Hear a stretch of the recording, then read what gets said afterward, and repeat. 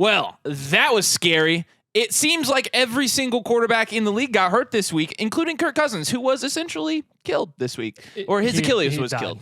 Timely, Halloween and weekend. So did the Vikings season. No JJF, no Kirk Cousins. Wow. But a lot happening around the league this week. Let's start with the Thursday night game. Gabe Davis actually got some consistent targets in a game. It was really surprising to see, and he got a touchdown. So you saw him perform at a high level. Now, you do have to ask yourself, is this going to be sustainable for Gabe Davis? We're going to have a spoiler alert for the end of this video. We don't think it's probably going to be very sustainable because, again, with Gabe Davis, you're talking about somebody lower targets usually, but it is nice to see him get that target share. It is nice to see him produce at this level. That being said, we'll have to see. Dalton Kincaid also looked very good in that game. Yeah, Dalton Kincaid, man, he had, I believe, 8 targets for 7 receptions. And I mean, this is the second straight week in a row now. And I think you're looking at this production. I think you're looking at the Dawson Knox injury, which does help him and just his snap share, his opportunity overall. I mean, anytime they're targeting a tight end, they will be targeting Dalton Kincaid. No joke. Outside of Kincaid, They don't have anyone even like healthy or available on the roster right now. So it really is just him, and that's it. So you're looking at Gabe Davis, you're looking at Stephon Diggs, and you're looking at Dalton Kincaid. All three of those guys with an elite passer in Josh Allen. You've got to be excited about him for the rest of the year. And if he's available on your waivers, I go pick him up. Let's talk about Dameon Pierce. You really can't start Dameon Pierce. You know Dameon Pierce did win an award this week, though. He was the most talented running back to get outscored by Andrew Beck. That's the award. And Dameon Pierce was the RB3 on the week on his own team. He was outscored by Singletary, he's outscored by Beck, and he had 4.6 points, 12 carries, 46 yards. That's it. You can't start Dameon Pierce at this point. We thought, okay, bad defense, Carolina Panthers, they're going to go in there, they're going to run all over him and probably get a couple touchdowns. He's definitely startable this week. I put him in my starting lineups. Guess what happened? I got 4.6 points. Yeah, another thing that I didn't put on here, but I'm going to add, it's official. If it wasn't official before, you can't trust any of these Houston wide receivers. This week, It was Noah Brown. And it was only 8 points. Noah Brown, 8 points off 5 targets. Nico Collins, 6 targets. Tank Dell, 3 carries and 4 targets. And then Dalton Schultz, whatever. Every time we pretend to be sold, not pretend, every time we're sold on a tight end, they lay a dud, essentially a goose egg, Dalton Schultz like Dalton Schultz, and he screwed us. Yeah. So avoid Houston's weapons, I guess, unless you're absolutely desperate enough to flex one of them. Yeah. Miles Sanders, yeah, he's droppable. Funny story. My wife was desperate for a flex option this week, and she asked me who she should start, and I said, Miles Sanders off waivers, just go pick him up and start him this week. No way. Ew, disgusting. Chuba is way better than Miles Sanders, and he's still not much better. No. Horribly inefficient. He gets volume, though. He had 15 carries this game. So I guess, again, if you have a desperate flex option one week with bye weeks and injuries and whatnot, with the fact that you're probably not going to be able to start anyone in the Vikings if Kirk Cousins is really out for the season with the Achilles injury, like maybe you have to start Chuba in your flex. But yikes, it's disgusting. There's no one there that you're comfortable with in Carolina except for Adam Thielen. That's really interesting about Sanders. He really only had 2 carries. I mean, is he still injured? Like, I don't know. That's bad, man. I mean, he didn't get anything out of those carries. They were coming off the bye week. You would assume he's healthy. I think he's just been that bad. Yeah, that's interesting. All right, let's go to somebody good. Ceedee Lamb popped off. We told you last week and the week before, honestly. Go buy Ceedee Lamb because he is an elite receiver, and Dallas is passing the ball a lot. I mean, more than they're running the ball. I was going to say, Tony Pollard, like not even an RB1 at this point. We won't address it until the end of the season. Yeah, well, we'll just wait to victory lap on that one. But at the same time, I mean, Ceedee Lamb, 42 points this week. My goodness. This is what Ceedee Lamb's capable of. This is his ceiling. This is why he was an elite buy at price, because he was going for wide receiver 2 prices before this week, and then you could throw somebody like a Christian Kirk, Adam, like an Amari Cooper, and people were biting on those type of deals. And now you have Ceedee Lamb on your team if you went and bought, and this is what he's capable of. I mean, this will bring him up probably 10 spots, this performance. A 40-point game, my goodness. This is exactly why you don't sell guys like Ceedee Lamb low. If you did sell Ceedee low, don't know what to tell you. Yeah, even Brandon Cooks was able to produce again, too, which was nice, just seeing what Dak can really support as a fantasy asset and as a quarterback for the Cowboys. It was nice to see. Christian Watson, on the other hand, continues to disappoint, continues to be outproduced by Jaden Reed and Romeo Doubs. Even if he does have the same amount of targets, they're not the same quality of targets. I mean, they're throwing balls that you're, expecting he would get with his elite contested catch ability, and he's not bringing them down. And it's honestly not even close because he just doesn't look like he's up for the task or really able to do it. I think we had really high hopes for Christian Watson going into this season, the fantasy community as a whole, and it has just not been good. There's no way around it. Dubs is clearly the guy. I mean, mind you, this is Christian Watson that was going in the 4th round of fantasy draft. So this is an important development. This is why we stayed away. And hopefully he can continue to kind of build his way back up to producing, but it's not looking so good. No. Jonathan Taylor, a guy that we want to continue to see produce as well. Zach Moss continues to get carries, man. I mean, not only did he get the carry at the goal line, but he also split carries with Jonathan Taylor, essentially. Yeah. JT had like 82 yards in the first quarter, and Zach Moss, they still kept giving him the ball. So they both ended up with a respectable amount of fantasy points. It could have easily gone one way or the other for either of them had one of them gotten the majority of the carries. Zach Moss 14 points this week and Jonathan Taylor with 10. So, I mean, you're talking about Zach Moss outscored him. Is this concerning for Jonathan Taylor? I don't think so. And spoiler alert, I think this is why we're going to have JT as a bye later in the video. But with Zach Moss, I mean, if any of you watched that game, you know that one of the runs he got of his 66 yards was like 40 yards. Yep. And then the rest wasn't very great. And could you attribute this to them still easing JT back into a full workload? Maybe. But also at the same time, I just think they're not going to be as effective if they keep utilizing them or JT this way, because they were the most effective as an offense in the first half when they were using JT for 70% of the time and with those carries. So I think they're going to go back and realize that as you progress forward into the season, utilize JT more. And I mean, you take away that goal line carry, give it to JT, we're not really having this discussion because that really is half of Zach Moss's production from this game. Yeah. Pittman and Downs both looked fantastic. Pittman had, I think, 18 points. Yep. And Downs another targets. 14 points. Let's look at Downs' game log. Downs, 14 points, 23 points, 13 points, 15 points, 5 points, 13 points. Dude's a rookie. And he's on our favorite team. How about that? Funny how that works. Josh Downs, here's my best ball percentage of Josh Downs in case you were wondering. Yeah, I'm going to keep flexing that. But you actually put it on there. Oh, yeah, I've definitely put it on there. Yeah, 100%. It's pretty freaking high. He's my most drafted player. So, All right. Yes, sir. Alvin Kamara looked great, too. Alvin Kamara, man.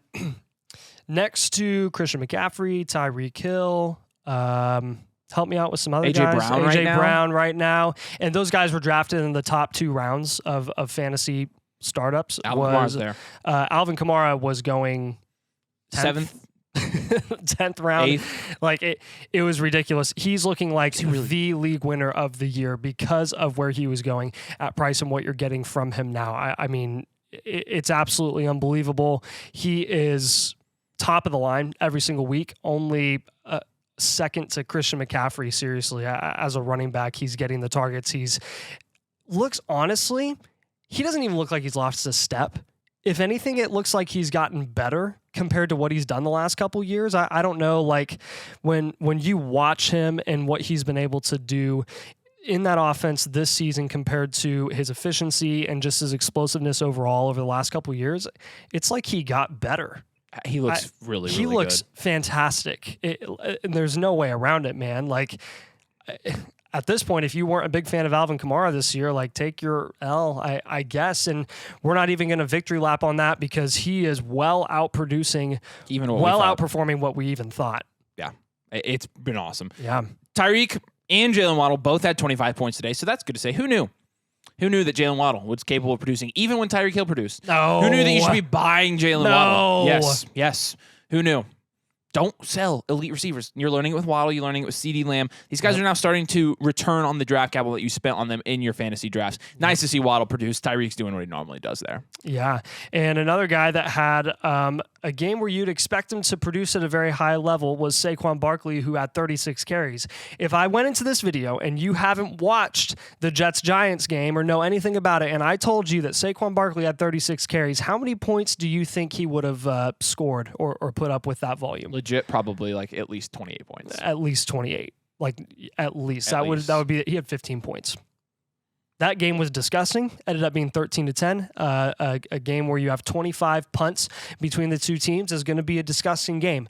And when you have, I don't even know the third string quarterback's name for the Giants playing, and literally all you can do is run the ball. That's DeVito, what you do. I think, right? Yeah, I think the Giants ended up with -8 passing yards. Yeah, because on the day. he completed his first pass in overtime. Yeah, and it was a screen pass to Saquon, and they threw the same play like 3 times in a row. Yeah, so honestly, for Saquon Barkley, let's just ignore that game. Let's ignore the 36 carries because I think we all know that that's not sustainable volume, and let's ignore the fact that he was wildly inefficient because everyone knew that he was going to get the ball every single play, and they just stuffed him. It was kind of like a Jonathan Taylor situation. Yeah, I want to ignore the game. I am a little bit worried if Daniel Jones comes back and they look that bad again, that might impact his rest of the season outlook. That was bad. There's no way Jones looks as bad as that. You're right. You're right. Right? I don't know. Maybe he always looks like he's scared. Paid him $40 million. Garrett Wilson in that game also had another nice game. He had 17 points off of 13 targets. Garrett Wilson still continues to at least somewhat produce. In light of everything that's happened in New York, he's still somewhat producing. So it's good to see that. And obviously, if you have Garrett Wilson on your fantasy team, you're happy with that because you drafted him, first, second round? He was going that high. And obviously nobody can predict the Aaron Rodgers stuff that happened. But at the same time, when you're looking at Garrett Wilson, you've got to be at least 17 points, 8 points, 15 points. His ceiling is legit 17 points. His ceiling is 17 points. Probably, yeah. He's not scored over that. Yeah. Zach Wilson had some nice big-time throws at the end of the game there, too, which was funny and ironic considering that he couldn't make any of those earlier. But that's true. Hey, worked out for Garrett Wilson. Diontae Johnson, another guy that's reaping the benefits of just being back and playing and being fully healthy, severely out-targets George Pickens this game. Not a good sign for George Pickens owners, like myself in a couple fantasy leagues who just kind of took a shot on him, tried my luck, and it worked out for the first half of the season. But as long as Diontae Johnson is playing and healthy, George Pickens is not even a safe start. Diontae Johnson, 14 targets to Pickens, 5. This is what Diontae Johnson does. He is the superior route runner. He is the easiest target in that offense for very lackluster quarterback play, whether it's Trubisky or Pickett. They are all going to favor Diontae Johnson. That's why he got paid, and that's why he'll get the targets. There are multiple offenses right now I just don't want any piece of. No. A Matt Canada offense, I literally I don't want any Steelers right now. But I like Diontae Johnson. But Diontae's the one guy I'm like, 14 targets, that's not bad. I'll take that. He's like their Michael Pittman, honestly. All right, we're not going to overreact about Will Levis. We aren't, because number one, despise the Titans. Despise their fans. Despise them. Don't like them. Nope. If you're a Titans fan watching, I love you. Yeah. But the deep ball looks pretty good. I mean, better than Ryan Tannehill, right? I mean, I don't know. Tell us in the comments. Did Ryan Tannehill do anything better than Will Levis did today? Yeah. So fun fact, Will Levis had 4 touchdown passes today. Tannehill on the year had 2. Okay. I think that tells you everything you need to know about the Titans offense with Ryan Tannehill. He's not stepping on the field again, barring injury, for the Tennessee Titans. Wow. He's done. All right, it's bold. And D-Hop obviously reaped the benefits. Now, D-Hop, 3 touchdowns, all on long plays. How sustainable is this? We're going to guess probably not super sustainable, but it is, again, interesting to see the stark difference between when he has somebody like Ryan Tannehill and somebody like Will Levis. So at least worth noting. Yeah. And moving over to a more exciting game of the afternoon, all wide receivers in the Eagles and Washington Commanders game. Oh my. They all pretty much collectively put up a clinic, and A.J. Brown specifically is absolutely unguardable. I would go as far as saying that A.J. Brown is, I would say, Tyreek Hill, Justin Jefferson, and A.J. Brown are probably the top 3 best wide receivers in the NFL. I agree. Dang near objectively. Yeah. Like, if you throw the ball to A.J. Brown and it's within a 5-yard radius of him, he is going to catch the ball. When you look at the numbers that he put up today, he had 8 targets, 8 receptions, 130 yards, and 2 touchdowns. Devontae Smith also got his own there. We had him as a must start this week. Let's go. 22 points as well. Even Julio Jones gets a touchdown. Jahan Dotson, 24 points. Jamison Crowder, 22 points. Terry McLaurin, 17 points on 12 targets. Good and night. yes, even Logan Thomas with 8 targets, 6 receptions, and 16 points. That's a lot of production there. That's a high-scoring game. Yeah. Gus Edwards actually had a great game today, too. He had 3 touchdowns, and that Ravens offense, again, it's a good offense to be a part of. I don't think they're going to get Derrick Henry. Doesn't sound like he's going to be traded now. So maybe rest of the season, Gus Edwards is somebody that we need to keep an eye on. But 3 touchdowns not going to be sustainable every week. If you did start him this week, somehow, good job, because he did really well. Yeah, Trey McBride also had a great game. If you somehow were starting him this week, it paid off. He had 14 targets on the day. We love tight ends in bad offenses. And with Zach Ertz going down, going into IR because of his knee, McBride reaping the benefits, man. 95 yards, a touchdown, 25 points. You got to be loving him for the rest of the season. Javonte Williams had a very good game today. This is nice. Javonte Williams might actually be here now. 19 points today. He had 27 carries. You love to see the workhorse volume for Javonte Williams because he's absolutely capable of it. 85 yards. He had 3 receptions for 13 yards and a touchdown. Nice little screenplay they set up for him at the beginning of the game. It's good to see Javonte produce. We are definitely hoping that this continues because we, like everybody else, drafted a fair amount of Javonte Williams, hoping that he would eventually bounce back from his injury and produce. And now later in the season, and as we're nearing the halfway point, it looks like he's going to start maybe easing his way back into producing at a high level for a running back. Yeah, we're also hopeful that Joe Mixon will keep this production up as well. Finally, after begging him to do it, after predicting that it would happen, Joe Mixon finally gets the touchdown that we all were waiting for. Puts up 20 points, is pretty efficient with his carries as well, 5.5 yards per carry, gets a few receptions there as well to rack up some extra 3-5 points. So good for him. We're expecting more from him for the rest of the season. He's got to keep that up to really live up to his expectations. So this could have been a fluke. It could have been a fluke. But Charbonnet really kind of ate into Kenneth Walker's workload today. Yep. And they both didn't really get a whole lot of workload when you talk about it. I mean, Charbonnet had 5 carries, Kenneth Walker had 8 carries, but still it's pretty close to a 50-50 split. Mm-hmm. Not to mention they both had 2 targets. So Charbonnet did outproduce him by like 0.4 of a point. Mm-hmm. It's something to monitor. When Kenneth Walker doesn't get a touchdown, this is kind of what we've seen happen with Kenneth Walker. Not to mention, you know why they drafted Zach Charbonnet. And not only that, they're using him on the ground. I mean, they're giving him a fair amount of carries. He's a good all-around back. I don't blame them. That's why I don't understand why they drafted him. Yeah. Because they really didn't need him. Yeah. But at the same time, it's going to be interesting to monitor that. I'm not super worried about Kenneth Walker, but I do think that Charbonnet is a good enough back to eat into that work. We know he is. He's a good back. So, interesting. Yeah, and Geno Smith was able to support some nice production, respectable production for all top 4 wide receivers on Seattle. Tyler Locket with 22 points, JSN 12, DK 11, only 11 points on 14 targets. I think that shows you the quality of targets that he's getting, which are a lot of shots downfield. And then Jake Bobo with a touchdown as well off of 2 targets, 2 receptions. He gets I think it's a rushing touchdown, actually. Yeah, it was a rushing touchdown. Yeah, JSN, we're not quite buying his production yet. We've got to see more volume, and we've got to see him produce without the touchdowns. Lockett is still going to be the guy there. All right, let's move over to the injury report. This one is, like I said, it's pretty scary. It's one of the most brutal ones of the week. Moment of silence. Start with Kirk. Uncle Kirk probably tore his Achilles. He always gets so much hate, too, man. I know. I feel bad for him. I feel bad for him. Man. Played so well. I don't like that, in case you were wondering. He is obviously going to be out for the season. This is going to directly impact the Vikings' weapons. We probably need to talk about that in our episodes this week, so make sure you subscribe if you haven't. But that's a bad one. Matt Stafford also had a thumb injury. Another bad one. You're talking about directly impacting 2 of the top wide receivers in fantasy football. It was perfect timing, too, because we said that earlier this week. We said, Puka and Kupp, you have to start them and treat them like what they are, is low-end wide receiver 1, high-end wide receiver 2s for the rest of the season, as long as Stafford stays healthy. But that is the biggest question. Can Stafford stay healthy? But we can't really bake that into their price and just assume that Stafford's going to get injured. Lo and behold, he goes and injures his throwing thumb. So something you want to keep an eye on for the rest of the year. Yeah. Desmond Ridder, concussion / benched. Arthur Smith, I don't know what he said after the game, but I would assume probably something about how he hates fantasy football. Yeah, I would assume based off of Taylor Heineke's performance that Ridder would come back because, I mean, ultimately that game was that Ridder was not going to be the reason they were or weren't competitive in that game.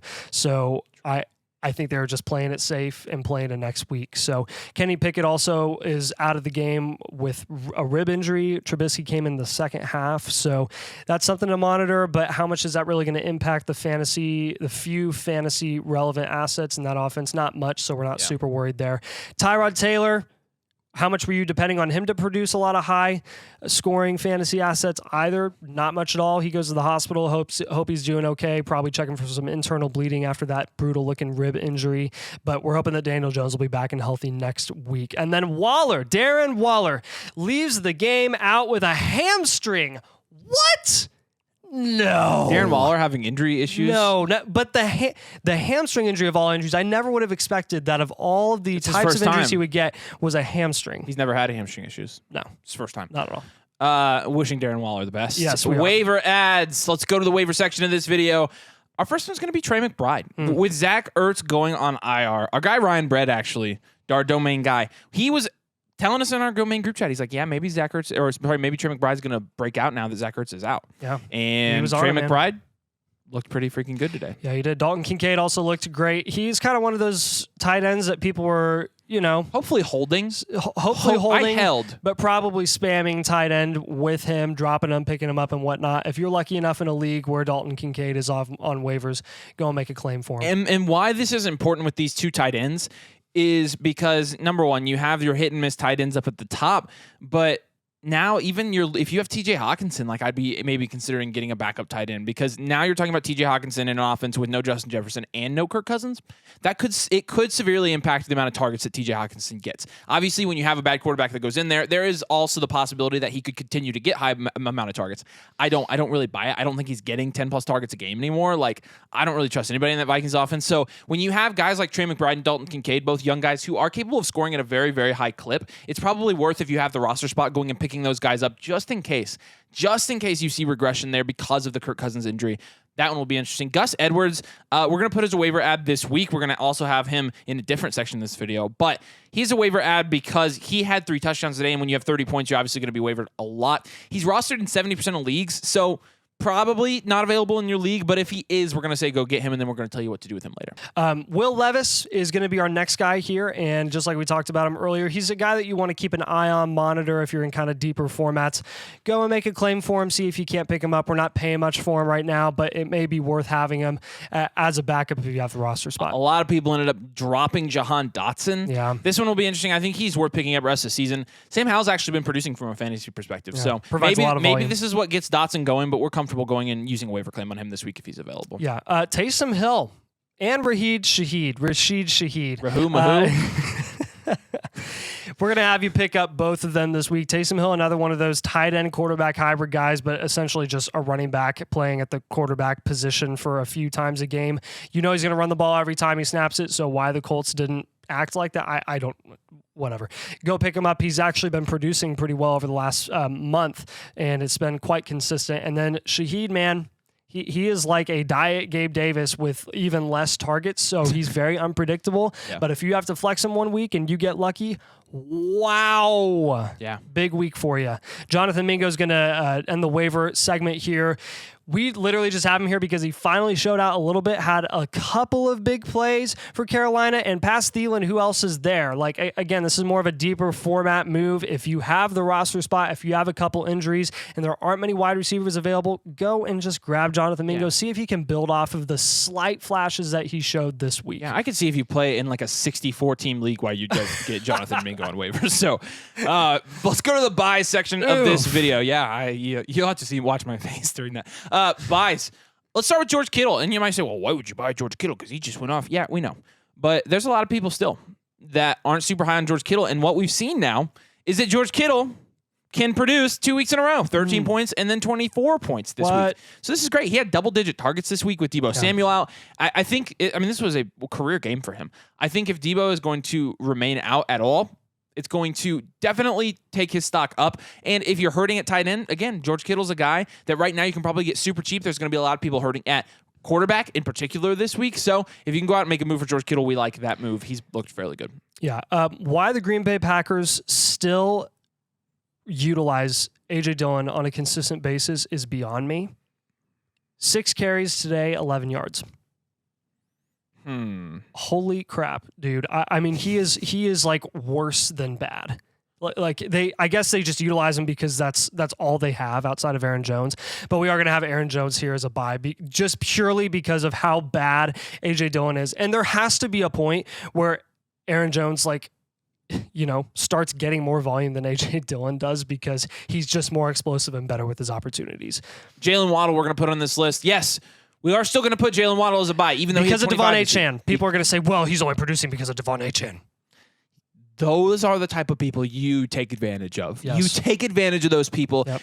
Dude, how many targets? How many targets did he have today, Nathan? He had 12, which was the same as Tyreek Hill. 12 targets, guys. Yep. Take advantage of people who think when A-Chain comes back that it's going to change anything at all. Yep. You're going to have a lot of people after today freaking out about Jonathan Taylor because he didn't get the red zone opportunity that Zach Moss did get. And this and that and this and that. If anyone watched that game, you know that Jonathan Taylor was by far and away the better running back, and they are going to utilize him more as the season progresses. They're not stupid, so don't freak out. Don't worry about it. Zach Moss, yeah, he's a good running back in his own right, and I think we kept saying trade him away, drop him, and whatnot. At this point, I guess you're just stuck holding him, and maybe he has a good game here and there, but please buy Jonathan Taylor. Remember what I said earlier about Matt Canada offenses? There's one exception. There's always one tiny little asterisk there, and it's Asterisk. Diontae Johnson. Yep. Diontae Johnson is the exception. When you get 14 targets in a game, I don't care how many yards you have. You get 14 targets in a PPR league, I'm buying you. Yep. I'm buying Diontae Johnson this week for sure. Let's move to the sells portion of this video. These are 4 guys we're selling. The first 2, number 1, DeAndre Hopkins. And I know this probably won't be that super hot take. I think people will agree with us that this is not sustainable. That this was pretty fluky. I mean, getting 3 longer touchdowns like he did, that's not going to be something that you see on a week-to-week basis from D-Hop, even if Will Levis does remain the starter. So if you can get anything, if you can go get wide receiver 2 for D-Hop, if you can go get Jaylen Waddle for D-Hop right now. He went from dang near valueless to having at least a little bit of value because of this performance, so I'd capitalize on that. Are you taking Diontae Johnson or D-Hop? Diontae Johnson by far. So if you Diontae Johnson, yeah, JT, Aaron Jones, all the guys we just listed, we would take over D-Hop. So. Yep. Gus Edwards, another guy, 3 touchdowns. Unless you're Devon A-Chan, you're not 3 touchdowns in a game isn't sustainable. So I don't even know if it's sustainable for A-Chan once he comes back. We'll see. But with Edwards, man, that game was kind of weird anyways, and I wouldn't really be betting on Gus Edwards for the rest of the season to keep doing what he did today. We don't mess with weird games. Jahan Dotson, yeah. I mean, I think he's going to be a hot waiver pickup this week. I'm looking at the trends right now. I guess he's not in the top 10 yet, but he will be. And when he is, we're not buying into that offense at all. So we started this video with Gabe Davis, and we're going to end with Gabe Davis. We're going to end with Gabe Davis here. And this is kind of a softer sell because he's actually been scoring. He's actually been scoring, and he's actually getting respectable volume, but it's inconsistent volume still. Every week he has 7 to 12 targets like he did on Thursday. He has a couple weeks of 4 or 5 targets, and he kind of reverts back to that type of primary deep threat that he can really thrive in. But ultimately, I'm just not sold on relying on Gabe Davis for the rest of the year. And if you can get a more consistent target hog on a weekly basis in return for Gabe Davis, I would go capitalize on that. We're trying to get to 5,000 subscribers on this channel. So if you're watching and you aren't subscribed, if you would do us a favor and consider subscribing, this is how we know A, we're making good videos,